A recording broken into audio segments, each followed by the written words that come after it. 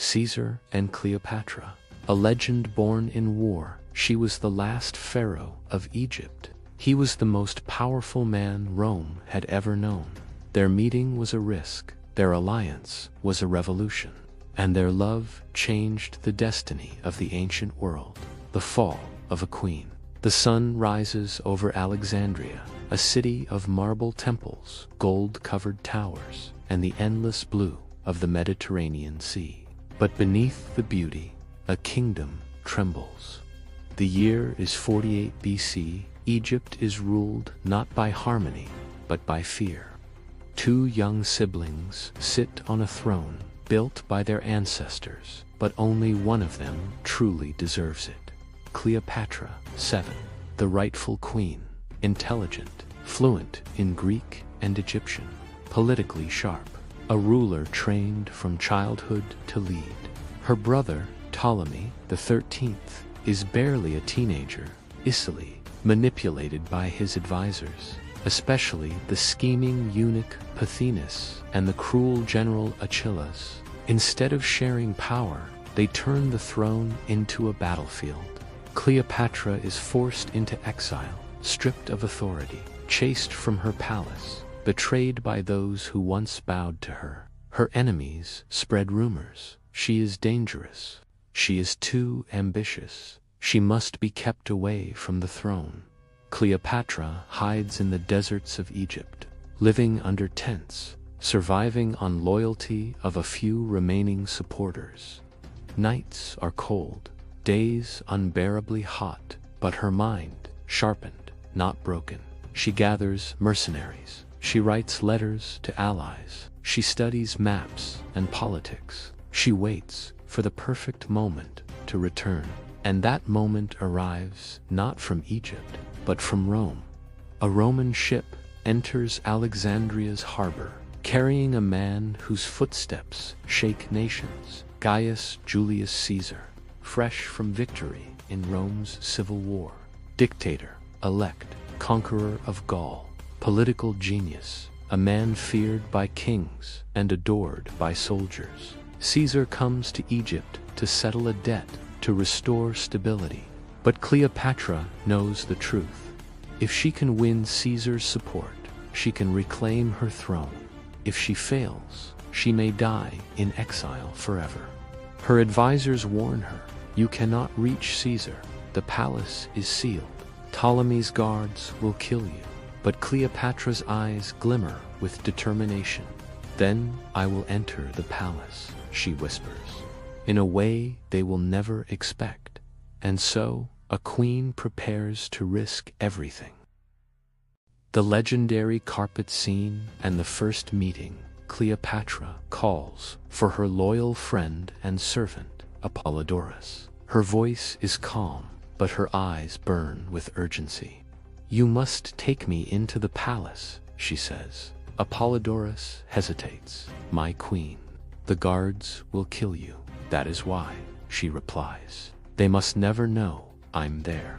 She points to a massive Persian carpet rolled tightly. "Wrap me inside it.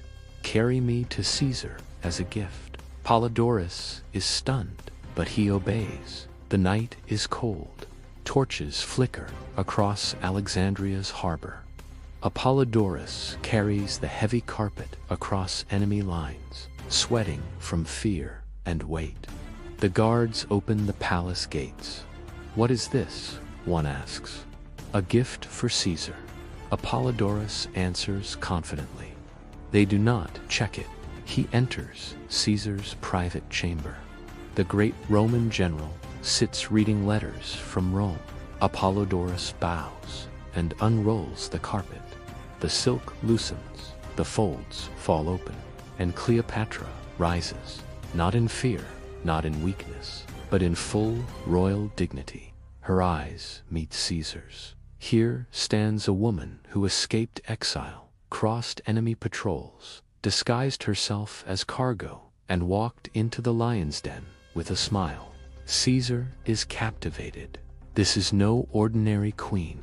She is daring, intelligent, unpredictable. Their conversation lasts long into the night. Politics, war, philosophy, Egypt's future. In this single meeting, two destinies become one. The alliance is formed. The world begins to shift. Fire, war, and the birth of a legacy war tears Alexandria apart. Ptolemy's forces surround the palace, trapping Caesar and his small legion inside. The Battle of Alexandria begins a brutal, street-by-street war. Cleopatra remains by Caesar's side. She studies maps. She advises him on Egyptian terrain, naval routes, troop loyalties. Caesar, who respects only strength and intelligence, is astonished. This queen, he thinks, could lead armies. Roman reinforcements arrive from Syria. Naval battles rage across the harbor. During the chaos, flames engulf the docks. The fire spreads, and the ancient library of Alexandria, the greatest collection of knowledge in history, begins to burn. Books vanish. Knowledge dies. History collapses. Yet the war continues. The decisive moment comes along the Nile. Ptolemy XIII flees by boat, but his ship overturns. The young king drowns in the river he once ruled. Cleopatra, only 22 years old, is crowned Queen of Egypt again, this time with full authority. And now, something deeper grows between her and Caesar. Their partnership turns into passion. They sail the Nile together, visiting temples, cities, and ancient tombs. People describe their voyage as almost mythical, like two deities traveling the river of life. A year passes. Cleopatra gives birth to a son, Ptolemy, the 15th Caesar, known as Caesarion, the son of Julius Caesar. This changes everything. In Egypt, the child is celebrated as divine. In Rome, senators tremble with fear. A foreign queen carrying Caesar's heir. A child who may claim Rome itself. Whispers turn to threats. Threats turn to plots. But Cleopatra remains confident. She believes Caesar will protect her. She believes their future is strong. She does not yet know. History is preparing its sharpest knife. The fall of Caesar and the end of a dynasty. Caesar returns to Rome, leaving Cleopatra in Egypt, but promising safety, stability, and a future where their son may one day rule both nations. Rome, however, is restless. Senators see Cleopatra as a threat. They fear her influence over Caesar. They fear Caesarion, a child who combines Roman power with Egyptian blood. Caesar publicly honors Cleopatra. He builds statues of her. He treats their son like royalty. He dreams of expanding Rome's empire eastward, with Cleopatra as an ally. But Rome is not ready for such a revolution. On March 15, 44 BC, during a Senate meeting, Caesar is stabbed 23 times by men he once called friends. When news reaches Cleopatra in Alexandria, she collapses in grief. The alliance dies with Caesar. Her protector is gone. Her son is now a target. Rome falls into chaos. Octavian and Mark Antony rise, each claiming Caesar's legacy. Cleopatra chooses Antony, a warrior, a general, a man who understands Caesar's dreams. Together they try to challenge Rome, and together they lose. After the Battle of Actium, Antony dies by his own sword. Roman legions surround Alexandria. Cleopatra, refusing to be displayed as a prisoner in Rome, chooses death on her own terms. Legend says she allows an asp, a venomous snake, to bite her. Others say it was poison hidden in a hairpin. She dies in her chamber, wearing royal robes, beside her golden throne.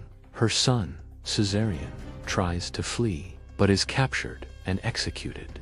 With his death, the entire dynasty of the pharaohs ends. Egypt becomes a Roman province. The ancient world shifts forever. Yet even in tragedy, their story survives. Caesar and Cleopatra were not just lovers. They were two storms colliding, two rulers who dared to reshape history. And though they lost everything, their legend remains eternal.